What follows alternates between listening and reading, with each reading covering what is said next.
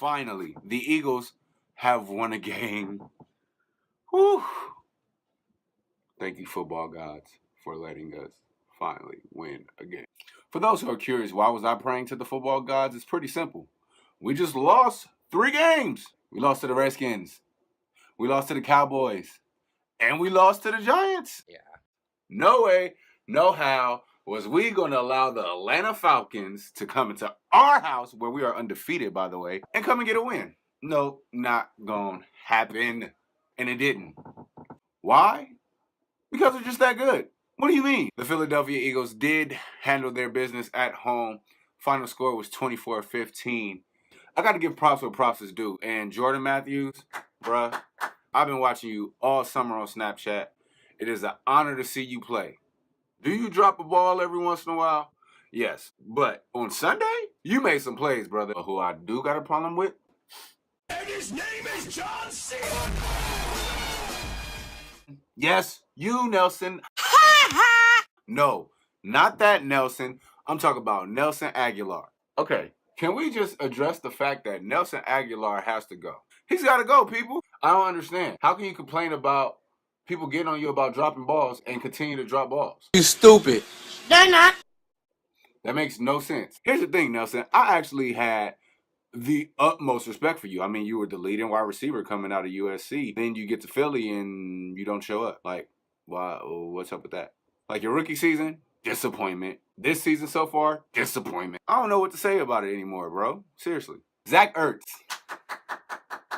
I honestly thought, I was like, okay, Zach Ertz is a lost cause this season, man. We need to go back to Brent Selleck. He goes, maybe we need to go what we know. But finally, Zach Ertz in the past couple of games has been showing up, man. Zach, I'm sorry for doubting you, bro. I really am. Carson Wentz. Let me tell you something about Carson Wentz. Everyone was super hyped on Carson Wentz the first 3 games of the season, right? Remember when they was doing all the comparisons? Dak Prescott, Carson Wentz. Who's the best quarterback? Who would you prefer to have? Listen, man, Carson Wentz is still a rookie.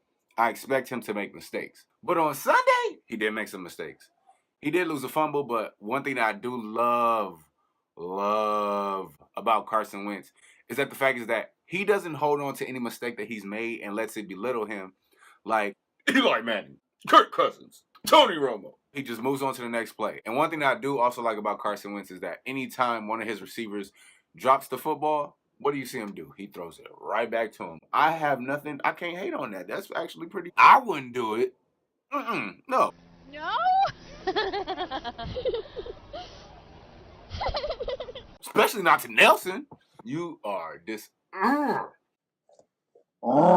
we please shout out the fact that Malcolm Jenkins is probably the best defensive player that we had as far as from a leader standpoint since Brian Dawkins? That man can play in coverage. He can play zone. He can man up on the line of scrimmage.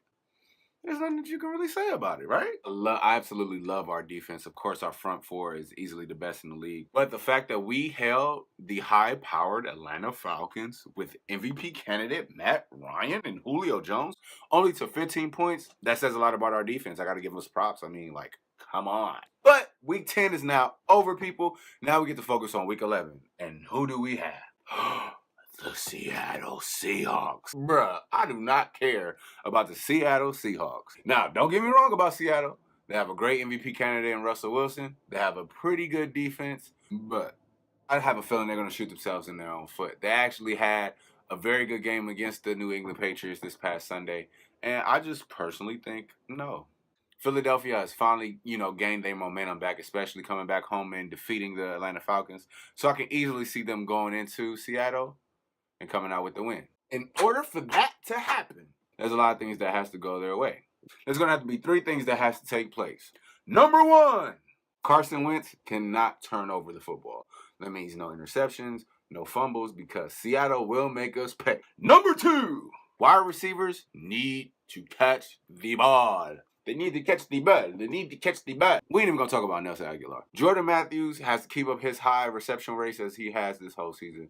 Zach Ertz, I expect another big game from you. And where's Treggs and DGB? I'm really looking forward to them having a great game in Seattle. Number 3, I think our front 4 is going to have the best shot as far as getting to the quarterback. We're going to penetrate through the offensive line of the Seattle Seahawks, and we're going to force Russell Wilson out the pocket and to make random throws to who?